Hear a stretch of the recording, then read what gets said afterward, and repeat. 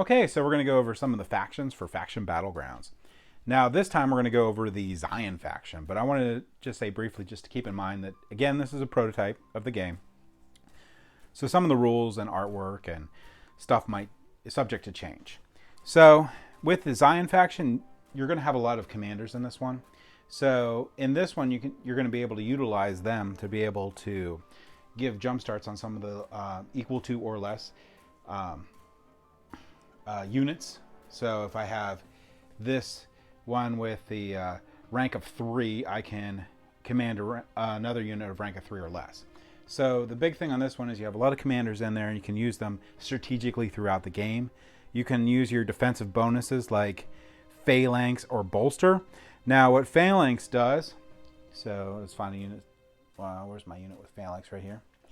So what a unit with Phalanx does is when this unit is adjacent to an ally with Phalanx, either when one unit activates adjacent or ends its movement adjacent, both units get 2 health, and as soon as the unit are no longer adjacent, the 2 health attribute is removed. But basically, this is pretty cool because you can bolster their health with the Phalanx ability. The other thing that's really cool about this is you have a lot of flying ones in the battlefield too, in this one. And some of the really cool ones here are going to be this one here, where you're going to have the flight. You're going to have 3 movement on it, and it's also can command.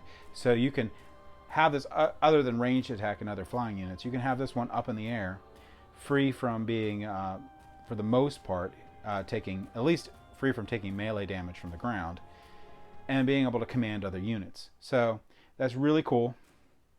Plus, it has a pretty good fire orb, which takes 4 mana but does 2 damage and has a 2 range, so you can pick off people with that too, which is nice.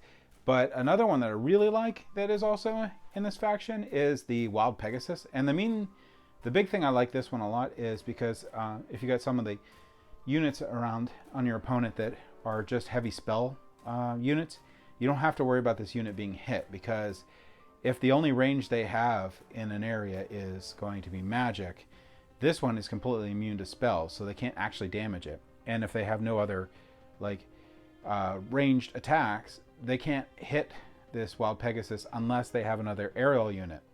So this one's pretty nice. It has high movement. You can get them in there.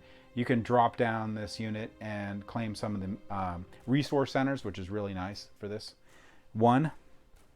So in general, what you're going to be doing with this one is, I think this one for me is at least the more strategic one, because you don't really have, with this guy's exception here and maybe this one, you don't really have very many high health units in here.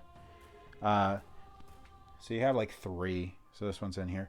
So and some of them, like this guy with 5 money or 5 gold that it costs to put out, which gives 5 points to the opponent, doesn't have a lot of health, but has some cool abilities. So you're going to be placing out these guys and activating them, and you're going to try to have to be more strategic on the placement of the units and what you do with them. So I do like that a lot. You can have a lot of winning strategies with that, and this is a more thinkier faction. So that is the gist of this faction. And we're going to go over a couple more factions in the future, but I do like the Zyan faction, and I do like the some of the special abilities that each of these units have.